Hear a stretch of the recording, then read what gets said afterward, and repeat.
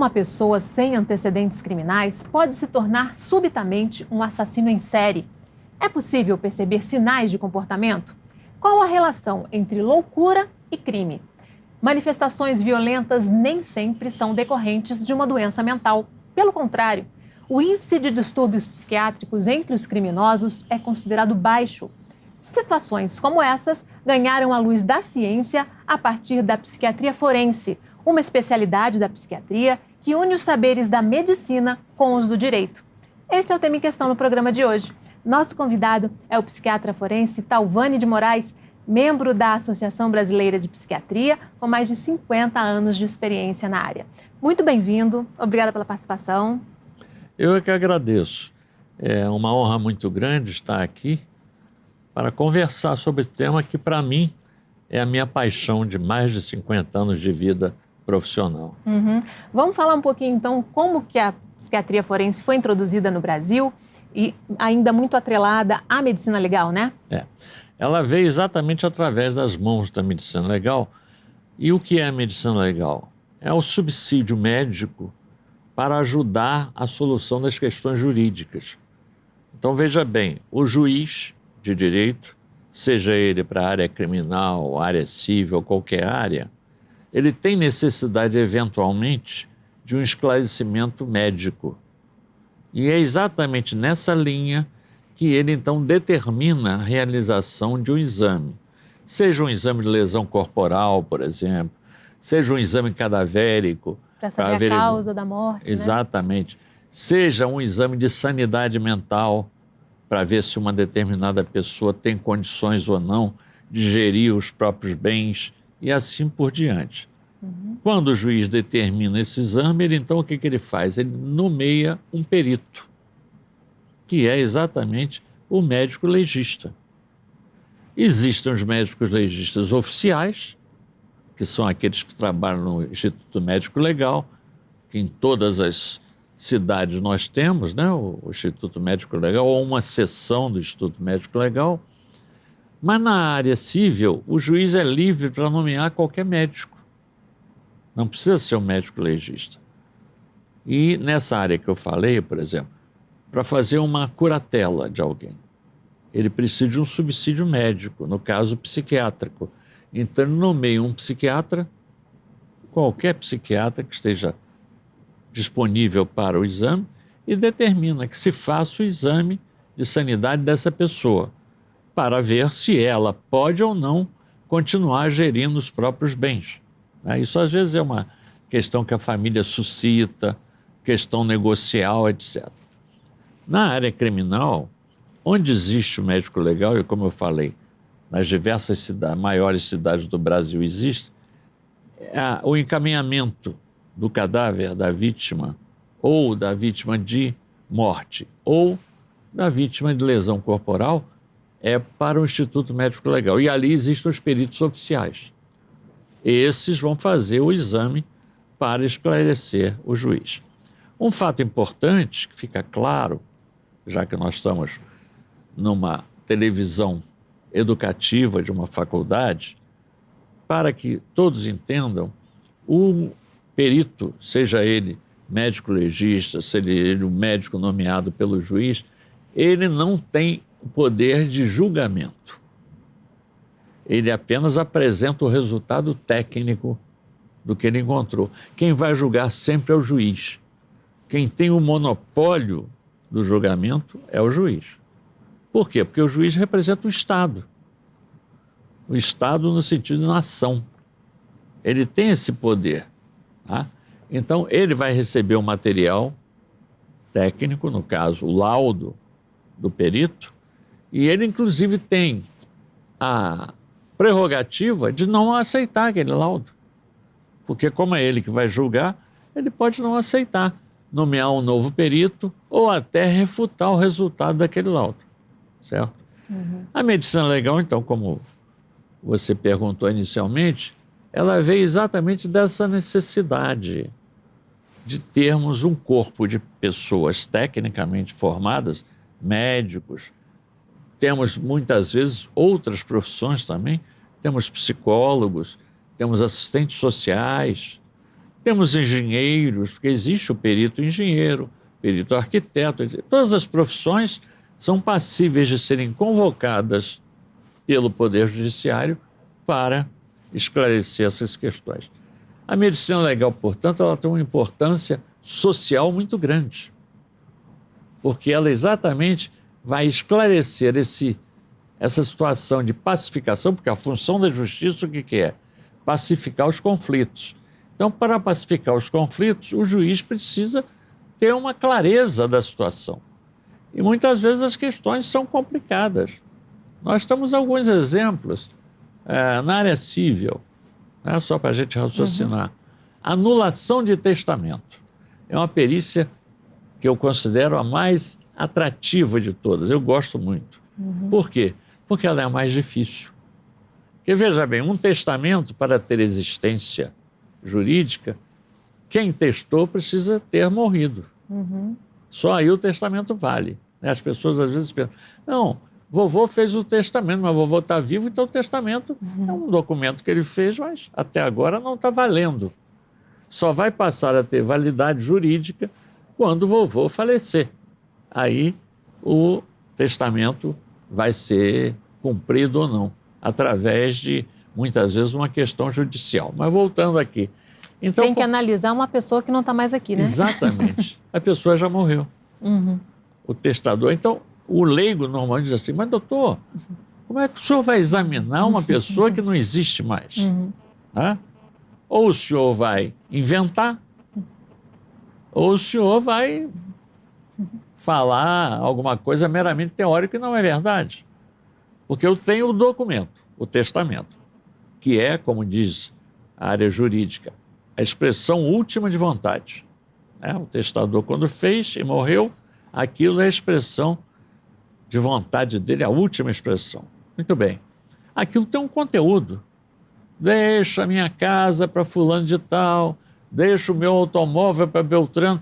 Tem toda uma estrutura de conteúdos. Você vai, por outro lado, muitas vezes, durante a própria ação judicial, os advogados anexam atestados médicos, boletins do hospital onde vovô esteve internado e onde ele veio a falecer, etc. Elementos médicos.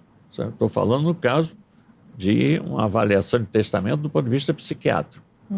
Tem o conteúdo do documento, tem a relação de situação médica pela qual ele passou e, finalmente, eu vou fazer uma análise de avaliação da pertinência do conteúdo, que eu costumo chamar de coerência existencial. Ou seja, todos nós, se imaginarmos que vamos fazer um testamento, nós vamos na parte disponível, porque existe uma parte que não é disponível, né? Os herdeiros necessários chamados, o filho, o neto, bom. Mas a parte disponível é uma parte que eu tenho que eu posso deixar para quem eu quiser. É óbvio, é um raciocínio lógico, que eu vou deixar para as pessoas com as quais eu tenho ligação afetiva. Instituições que eu frequento e gostaria de ajudar, às vezes é uma ordem religiosa, às vezes é uma faculdade, às vezes é uma obra de arte. Então isso é a coerência existencial. Caso concreto que eu examinei certa feita e verifiquei que o testamento não merecia ser considerado. Um cidadão vem pela rua, claro que eu vou contar o milagre, mas não conto o santo, né? Vinha por uma das ruas do Rio de Janeiro, passou mal, teve um mal súbito. Próximo aonde ele passou mal, existia um hospital. Os populares o levaram para a emergência do hospital, ele foi visto pelo médico, viu-se que era um caso grave, o médico mandou internar na UTI. Ele permaneceu internado por 2 semanas nessa UTI. Era uma pessoa, diga-se de passagem, que não tinha herdeiros necessários. Era um homem só, viúvo, só, ele não tinha filhos. Bom, surge depois da morte dele nessa UTI, e esse hospital, diga-se de passagem, era ligado a uma ordem religiosa, surge um testamento dele, deixando todo os bens disponíveis dele para essa instituição. Aí o juiz pediu que eu fizesse uma avaliação daquele testamento. E eu vi, pela história médica que estava relatada. Realmente ele teve um acidente vascular cerebral grave, perdeu a consciência na rua e foi internado e veio a falecer em consequência das complicações desse acidente vascular cerebral. E eu vi que ele nunca tinha frequentado aquela ordem. Colhi informação com amigos, nunca frequentou. Na própria associação me atestou que ele nunca frequentou. Ele não tinha qualquer ligação com aquele hospital. Poderia ser alguém que fizesse donativos, não.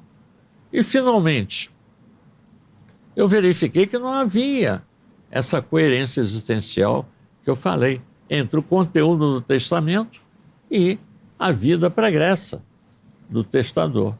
E eu opinei, e o juiz aceitou meu laudo, de que o testamento não era válido.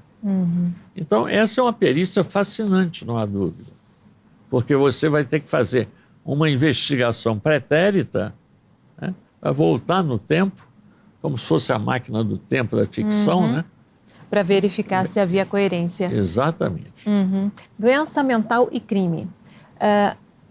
Existe alguma mudança detectável no comportamento de uma pessoa, por exemplo, que comete assassinatos em série, como aconteceu agora em Suzano, São Paulo?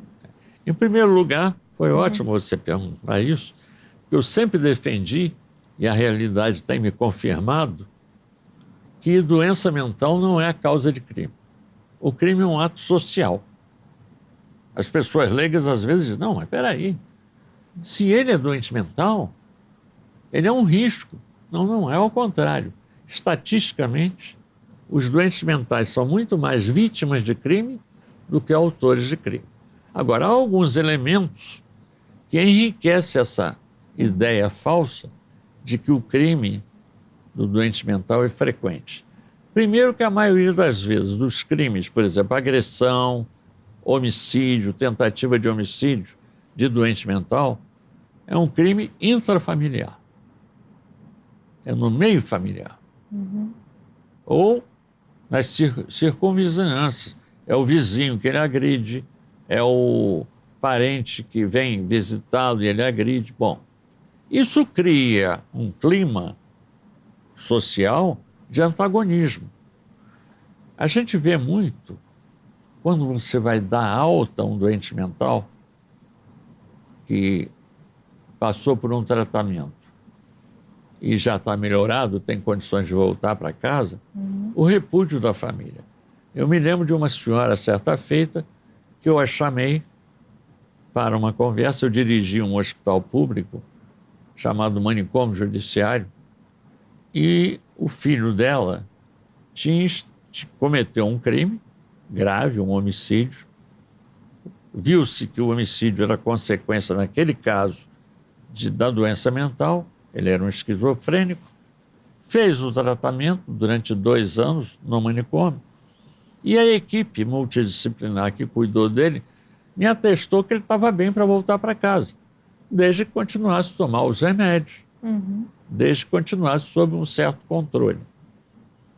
Com a garantia, inclusive, que se ele piorasse, ele voltaria imediatamente à internação. Bom, mas a família, a assistente social me relatou, doutor, eu fui lá e a mãe dele disse que não quer que ele volte para casa.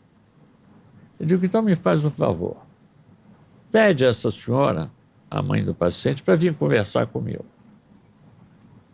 Ela veio, no dia e hora marcado, sentou-se, começou a conversar comigo e, a certa altura, eu disse, olha, a equipe de profissionais está balizada a avaliar as condições atuais do seu filho. E essa equipe me disse que ele pode voltar para casa.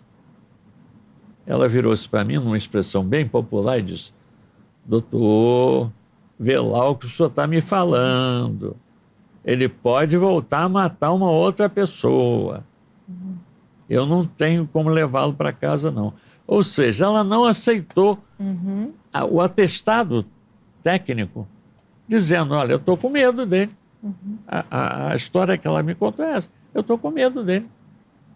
Apesar de ser mãe, eu não quero que ele volte para casa. E foi uma luta para a gente conseguir convencer essa senhora, ao longo do tempo conseguimos, de que o filho voltaria para casa.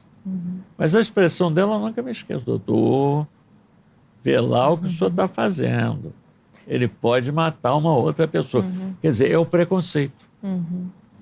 De outro lado, muitos advogados utilizam a possibilidade de doença mental para tentar atenuar as penas ou até evitar a prisão, né, de seus clientes. Né? O que é um mau advogado, né?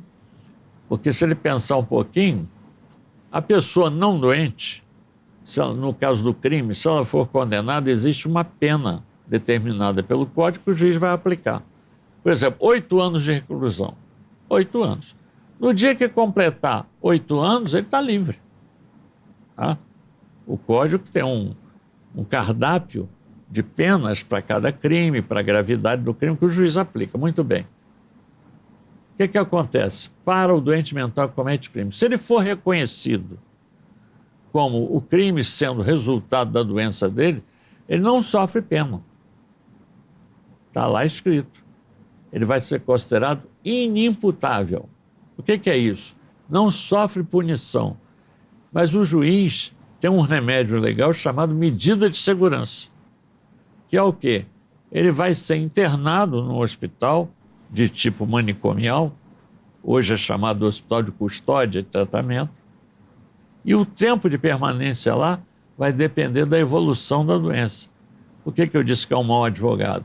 De repente, num crime que o cliente poderia pegar 6 anos de reclusão, ele vai ficar 18, 20 anos até que o quadro seja considerado sem periculosidade. Porque a regra que o Código diz para sair, quando ele é considerado inimputável, é a cessação da periculosidade.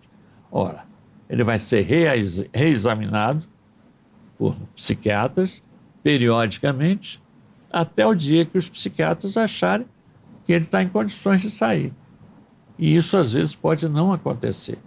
Eu tive um doente no manicômio judiciário que eu conheci quando eu comecei a trabalhar lá. Ele foi internado em 1927. Esse doente tinha cometido vários homicídios. Lá permaneceu até 1984, quando morreu. Então, veja bem, nenhum preso no Brasil que não seja doente mental fica esse tempo. Não há possibilidade. O cumprimento de pena desses criminosos que a gente assiste aí na mídia, condenado a 180 anos, condenado a 250 anos, com 30 anos ele sai. É a regra constitucional. Então, não, eu falei mal advogado, porque os colegas, eu também sou advogado, os colegas podem reclamar. Você falou mal do advogado. Não falei mal. Eu disse apenas que esses que você exemplificou, que gostam mais da medida de segurança do que da pena, estão equivocados. Que os seus clientes, se souberem disso, vão ficar muito tristes e muito raivosos. Mas acontece, né? Acontece. Ok, e você também pode acompanhar a Fase TV na internet, quando e onde você estiver. O endereço está aí na sua tela, youtube.com/FMPFase.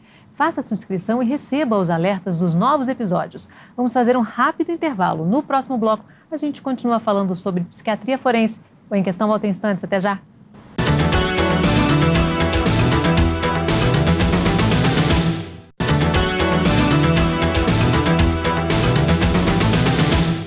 O Em Questão está de volta falando sobre psiquiatria forense. Nosso convidado é o psiquiatra forense Thalvani de Moraes. Dr. Thalvani, a mente criminosa, ela é diferente, neurologicamente falando? Olha, essa é uma pergunta ainda em aberto. Por que eu digo isso? Dentro da história da psiquiatria e da própria medicina, existe um ritmo de descobertas que as pessoas todas percebem isso, né? No século XXI, sem dúvida alguma, esse ritmo se acelerou. Não só pelo surgimento de equipamentos mais complexos, mais interessantes, como os próprios estudos, as pesquisas. Na psiquiatria, em especial, o que existe? A psiquiatria sempre lidou com o subjetivo, né? O que o psiquiatra examina? Diferentemente do médico comum, ele examina a mente da pessoa. Ora, para examinar a mente, ele tem que contar com o quê? Com o que a pessoa expressa. Eu não tenho como alcançar a mente, que é algo abstrato. Ainda não tem exame que mostre pensamento. Não, exatamente. Eu não tenho, eu até brinco quando eu falo isso, eu não tenho como palpar o pensamento, percutir a inteligência, auscultar a memória, né? Ou radiografar o humor. Tudo isso são elementos que eu estudo como psiquiatra, mas que me são dados pelo paciente.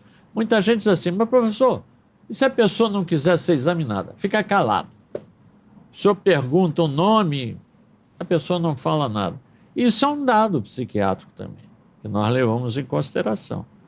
Nós temos todo um repertório de sintomas que nós chamamos genericamente de psicopatologia, ou seja, patologia mental, em que, semelhantemente ao que a medicina física faz, o médico, quando palpa seu abdômen, quando ausculta o seu coração, quando ausculta o pulmão, etc., quando faz o exame de sangue, etc., ele está percuscando todo o seu organismo físico para chegar a um diagnóstico, né?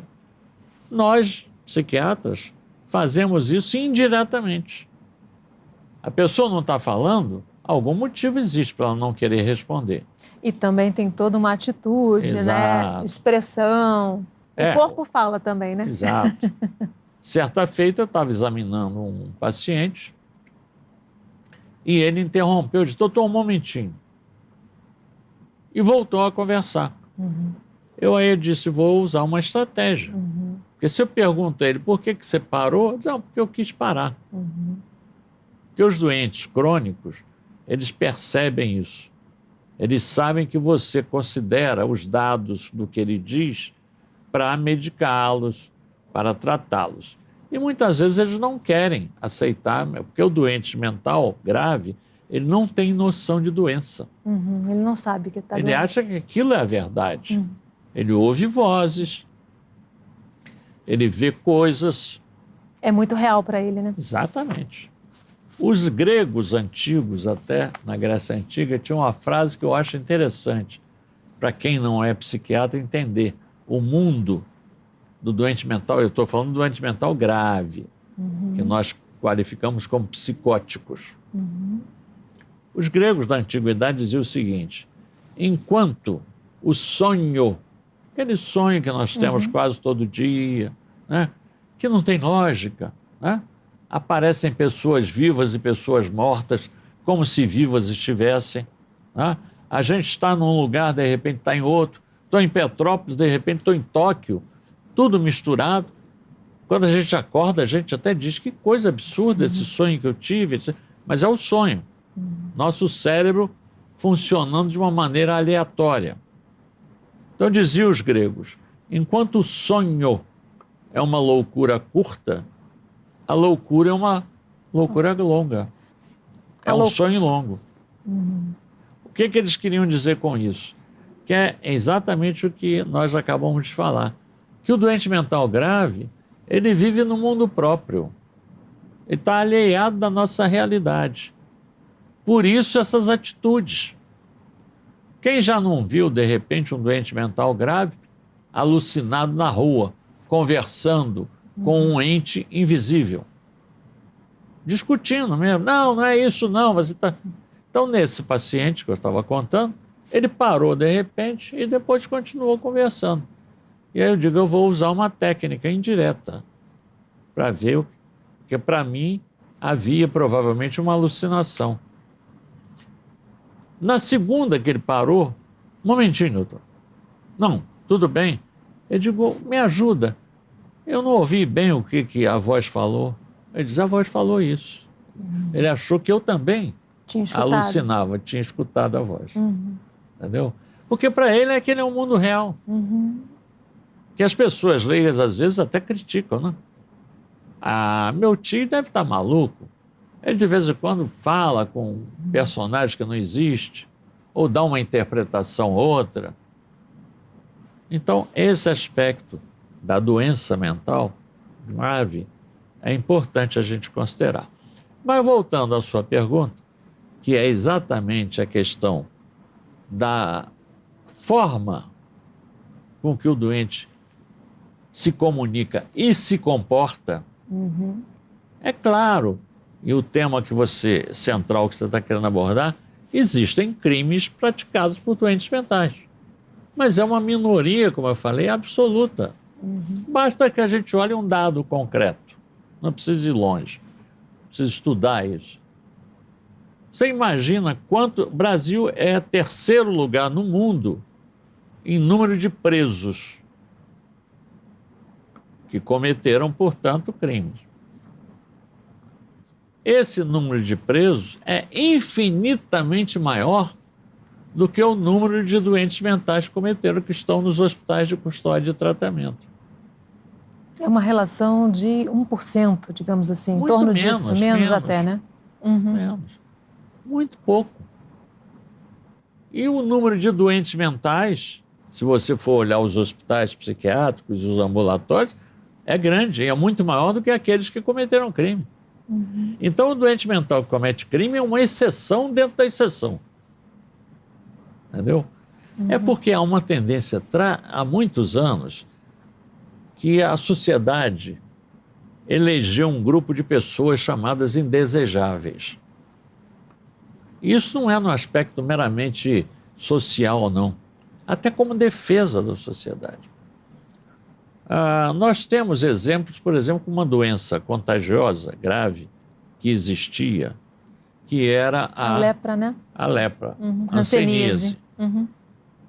Foucault, Michel Foucault, tem um livro muito interessante, entre tantos, em que ele aborda essa questão do pavor da sociedade diante de certas doenças. E ele compara a loucura à lepra. Porque no tempo passado, na Idade Média, o que acontecia com o hanseníase? Era afastado da sociedade. Botavam até uma sineta. Aquele que era diagnosticado como tendo lepra, que se admitia que a proximidade, não precisava nem ter contato, proximidade do hanseniano com a pessoa sadia provocava lepra. Altamente contagioso, segundo a noção da época.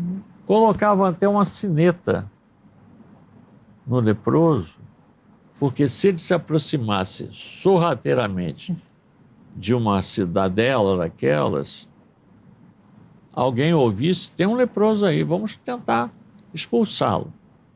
Assim acontecia também com o doente mental, porque se tinha a ideia falsa de que ele é um perigo. Doente mental, a própria família repudia. Há uma cultura curiosa na Idade Média que foi retratada num livro chamado Anal dos Insensatos. É um documento fabuloso.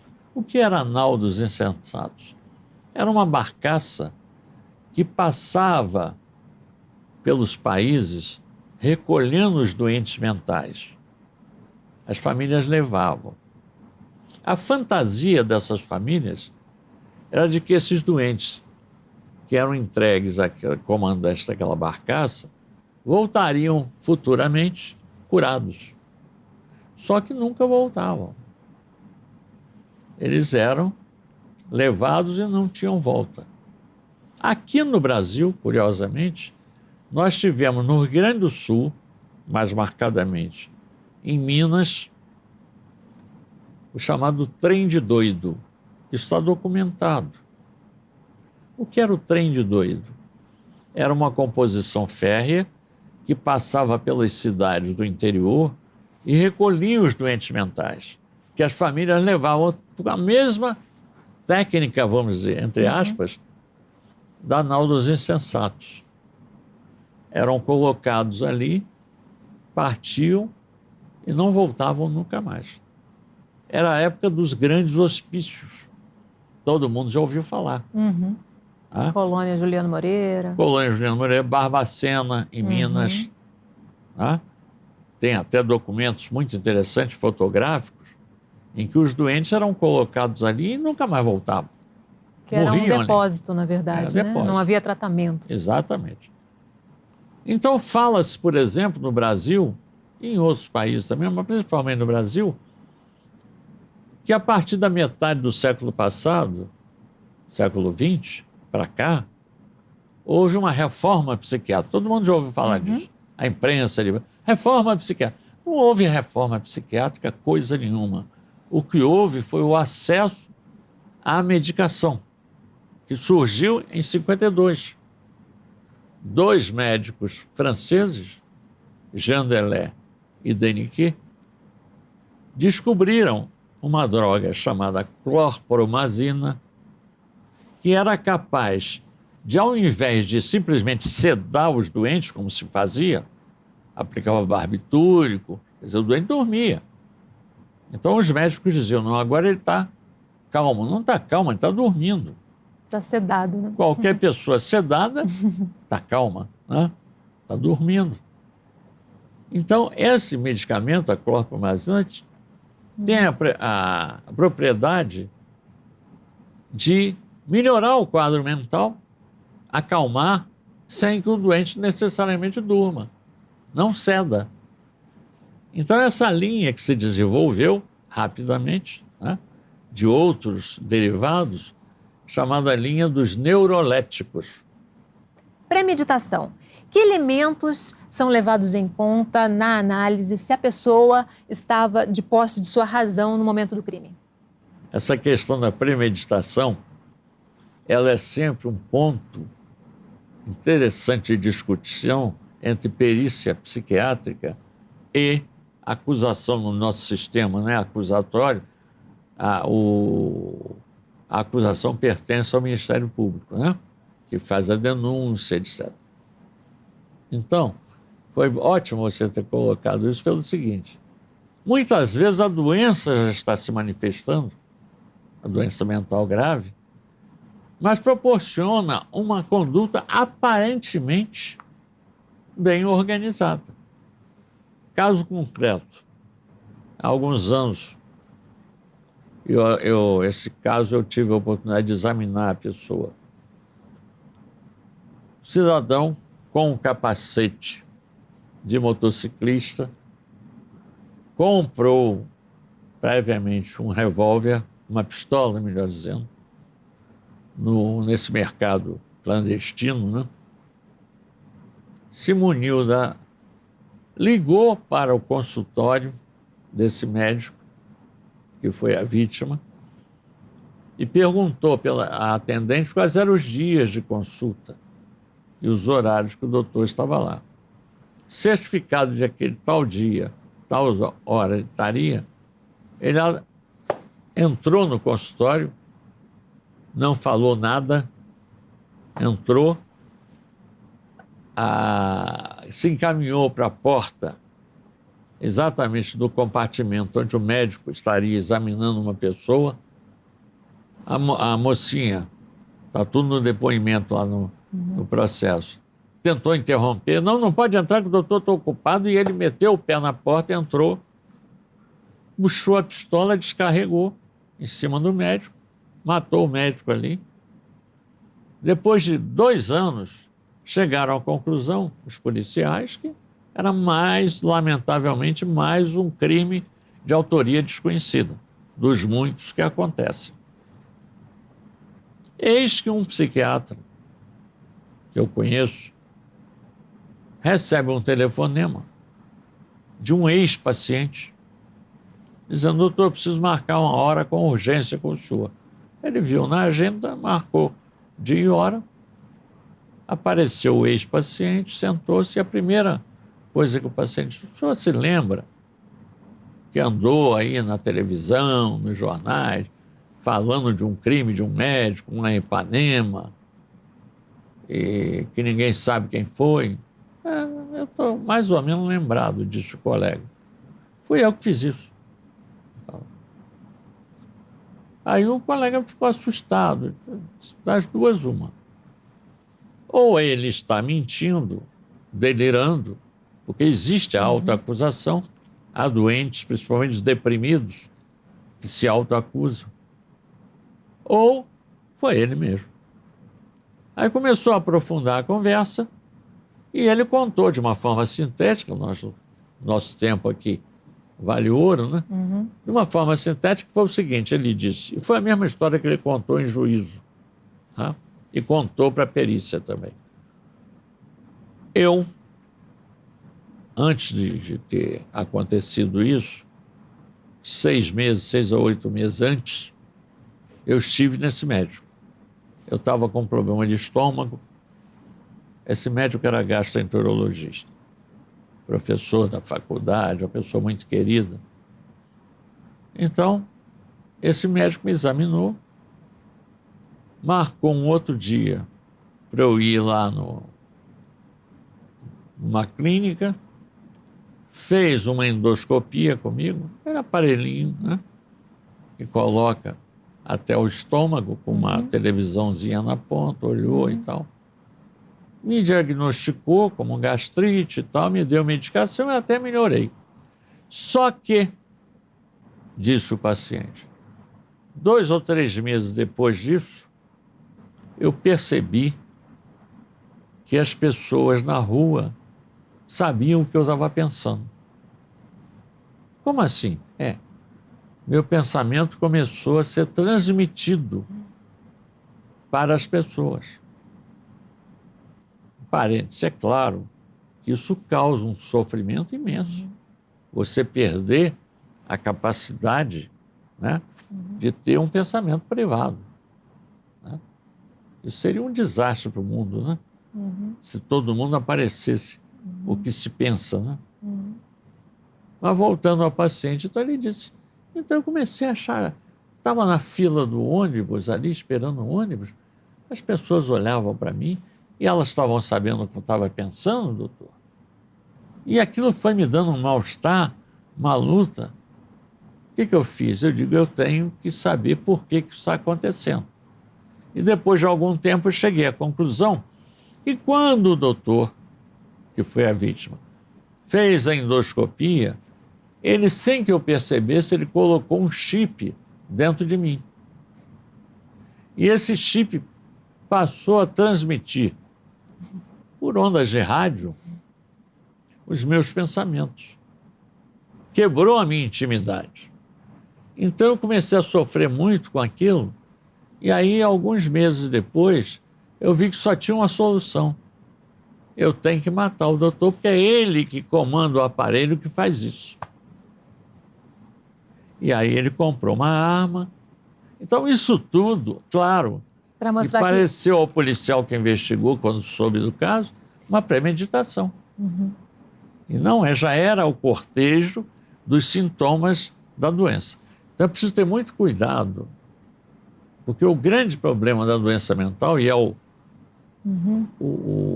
gancho, vamos dizer assim, que a psiquiatria usa para saber se foi, porque vai examinar muito tempo depois, é a questão da lógica, a questão da compreensibilidade. O crime do doente mental não é compreensível. Ok. E se você perdeu um pedacinho do programa, quer rever ou compartilhar um episódio, passa lá no youtube.com/FMPFase. Você também pode sugerir algum assunto para ser debatido aqui no Em Questão. Vamos fazer mais um rápido intervalo. No próximo bloco, a gente continua falando sobre psiquiatria forense. Em Questão volta instantes. Até já.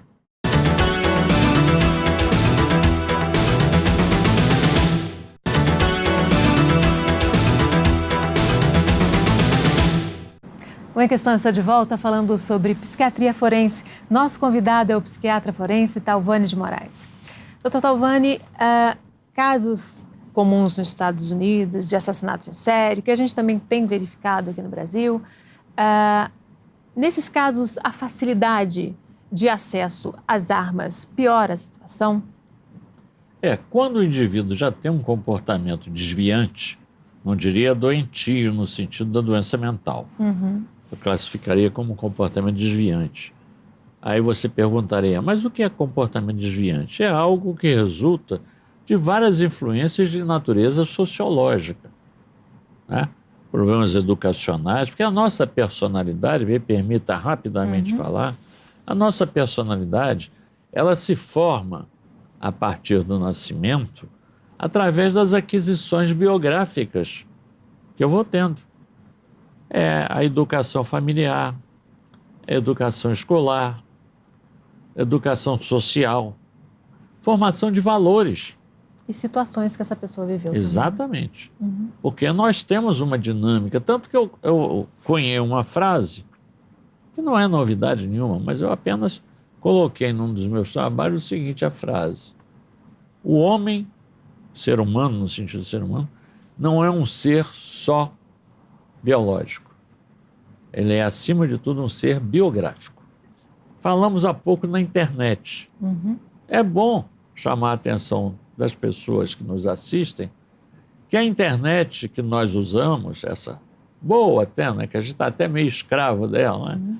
Manda um zap, a gente já fala assim, né? Olha, preciso falar com você, manda um zap com o seu número e tal. Essa é a ponta de um iceberg. O mecanismo da internet é muito mais profundo. Existe uma internet, inclusive, que cultiva grupos radicais. Entre eles, tem um grupo chamado grupo do ódio.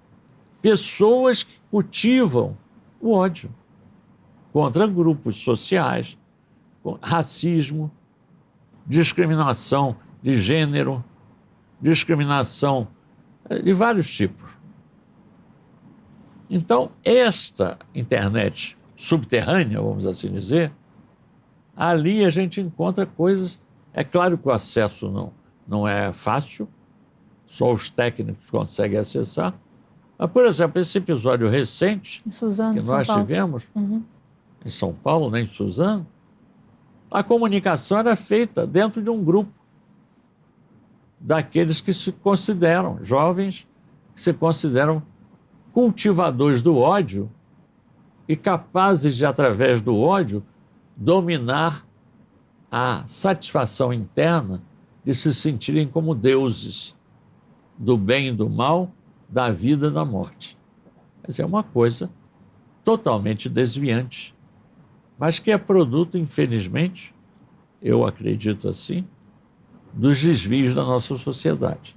E a facilidade de acesso a armas para uma pessoa que já tem esse pensamento e esse comportamento desviante, juntou Claro. A pólvora com o fogo, né? Claro, aí facilita. Os defensores da flexibilização dizem que é possível traçar um perfil de periculosidade, né? Só que, na verdade, boa parte desses criminosos não tem antecedentes, né? E a outra questão é que não dá para traçar um perfil desse sem ser um especialista e também não é Não, e nem consegue rapidamente, muitas né? vezes. Nem consegue. Eu, como psiquiatra experiente, o perfil é uma questão muito relativa. Porque, como você muito bem enumerou, não havendo antecedentes, não havendo história pregressa, como nós qualificamos tecnicamente, tá? A análise da biografia passa para um exercício de adivinhação. E até porque há um perigo nisso, nessa tentativa de fazer perfis. É que nós tomamos o perfil nosso como paradigma do normal. E nem sempre o é, né? Depende da cultura, depende da educação, todo o processo. Então, por que eu, por ser psiquiatra, por ter estudado psiquiatria, vou achar que eu sou o dono da verdade? Não sou. Então, o risco de se traçar um perfil do outro é o risco de eu achar que, como você tem determinadas atitudes que não são as mesmas minhas, que você é anormal, por quê? Quer dizer, é um perigo. É daí que surgem essas teorias do temos que numerar e afastar os indesejáveis. Indesejável nada mais é aquele que é diferente de mim. E a gente tem que entender que os diferentes são como nós, porque nós somos diferentes para ele. Eu acho que as armas, elas existem, devem ser usadas pelos profissionais. Eu acho que a disponibilidade de ter uma arma, que a pessoa passa a achar que ela é toda poderosa. Então, às vezes, numa discussão de trânsito, bateu no para-choque do outro, desceu do carro, se está com uma arma, já está querendo apontar a arma. É o símbolo do poder. Está dizendo para o outro que, olha, eu tenho poder inclusive de te matar com essa arma. O que exacerba certa visão egoística que não deve ser estimulada. Eu sou contrário à disponibilidade, facilidade de armamento. Eu acho que a arma, dizem alguns os que defendem, não, mas em casa você precisa ter uma arma. Não sei se eu teria habilidade e rapidez para sair da situação da surpresa do assaltante, porque o assaltante conta com a surpresa. Ele já entrou na sua casa, já está de arma em punho, te acorda e diz, olha, vai entregar tudo. Você vai ter tempo para pegar sua arma, para reagir? Não. Não tem como. Ele ainda vai pegar a sua arma e levar. Então, acho que é uma bobagem. Esse poder não existe. A gente tem que ter um sistema de segurança bom. Isso cabe à polícia. Doenças mentais e drogas. Essas substâncias podem ser o estopim para o aparecimento de doenças para pessoas que já tinham predisposição genética? Podem, inclusive aqueles doentes que estão assintomáticos no momento. Por exemplo, vamos pegar um exemplo, um esquizofrênico, que é uma doença mental grave, das mais graves. Foi tratado, está equilibrado. Se ele usa certas drogas, principalmente as drogas que alteram a capacidade de percepção da realidade, drogas alucinógenas, o crack é uma dessas, a cocaína, o êxtase. Essas pessoas podem desenvolver, aquilo funciona como um gatilho. Para entrar num surto, né? E existem pessoas que são suscetíveis a desencadear um surto que você não pode prever, um surto psicótico, por exemplo, que é grave, né? Perda da noção de realidade, pela experiência das drogas. A sociedade tem uma avaliação equivocada da dependência? Tem, porque na dependência, veja bem, essa palavra que a Organização Mundial de Saúde introduziu em 1968, porque antes se falava de vício. O termo técnico era vício. Agora a palavra vício é pejorativa. Então trocou-se pela palavra dependência. O que quer dizer? O indivíduo tem um atingimento grave da vontade, que é a característica. Então o que acontece? Ele tem um desejo que ele não consegue conter, desejo incontido de consumir a droga da qual ele é dependente. Então, para o leigo que está olhando, vamos pegar o caso do alcoolista, né? O álcool. Ele sente aquele desejo de beber. Só que ele sai de casa, pega um dinheiro, vai ao botequim, pede uma dose do álcool e ingere.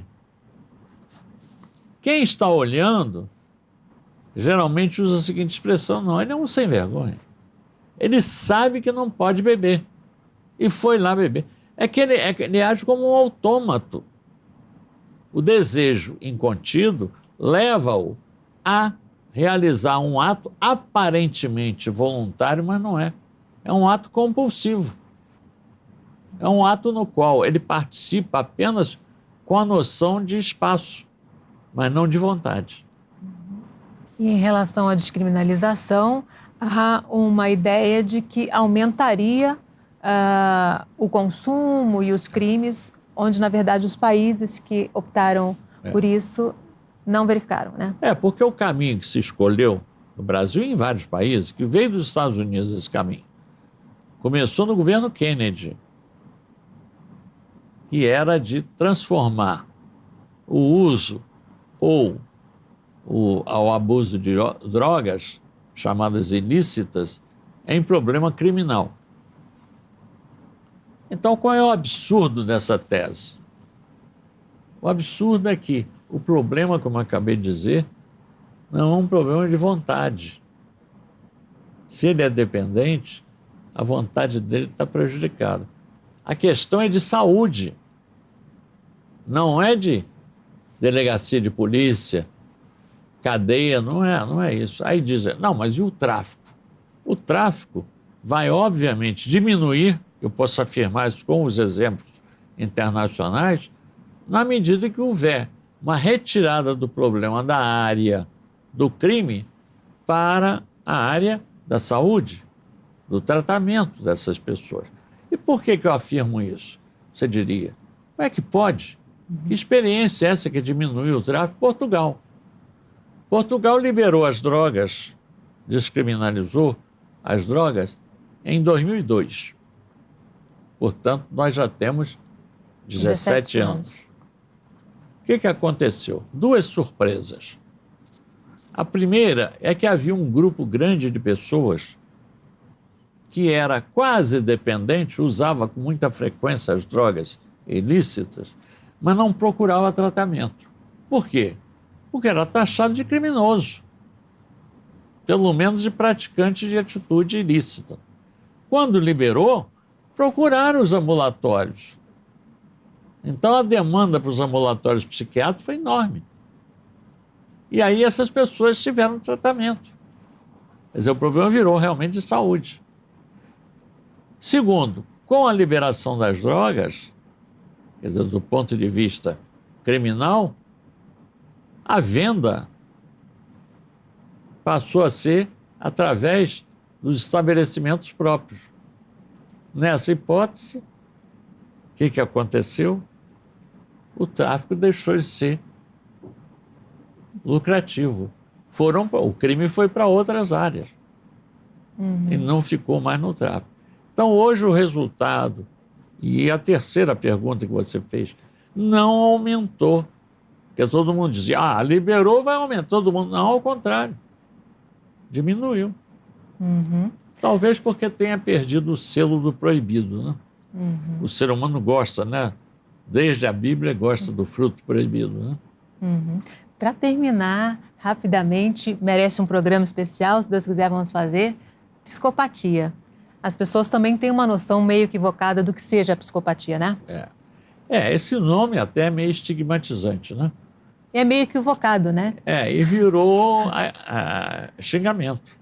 Às vezes a pessoa diverge do outro, tem uma divergência, uma briga. Você é um psicopata, no sentido de agredir, né? E o psicopata, ele não sofre de psicose, né? Não. Ele não é doente mental, autêntico. Ele tem um desvio do plano ético-moral. E geralmente se reconhece porque ele vem desde a infância com esse desvio de conduta. Mas nem todos se transformam em criminosos. Tem esse detalhe também. As pessoas acham que todo crime é de psicopata, não. Falei há pouco e repito, a maioria dos doentes mentais e dos psicopatas não comete crime. O psicopata se envolve, geralmente, por causa desse problema ético-moral, em estelionato. O crime que ele gosta de cometer é esse. Porque como ele não respeita o outro, como ele não sente compaixão, como ele não tem qualquer limite do egoísmo dele, ele aplica o conto do vigário, ele é capaz de vender, vamos dizer, o Palácio de Cristal para uma velhinha e ela compra, porque ela sempre apreciou. Quer dizer, então são essas coisas. Entendeu? E a gente vai falar um pouquinho mais num outro programa, né? Tem muita coisa para falar sobre psicopatia. Infelizmente, nosso tempo terminou. Agradeço muitíssimo a sua participação. Eu quero elogiar não só a sua qualidade de jornalista, como a faculdade de medicina, que é brilhante, inclusive reconhecido pelo MEC, né? É um dos indicadores mais elevados no Brasil, por ter a ideia de fazer exatamente uma TV educativa voltada para as questões na Faculdade de Medicina e levar ao público em geral noções tão importantes. São questões que normalmente a mídia comum não debate e que vocês fazem isso com muito brilhantismo. Parabéns. Muito obrigada. E a gente tem um encontro marcado no próximo Questão. Espero você. Até lá.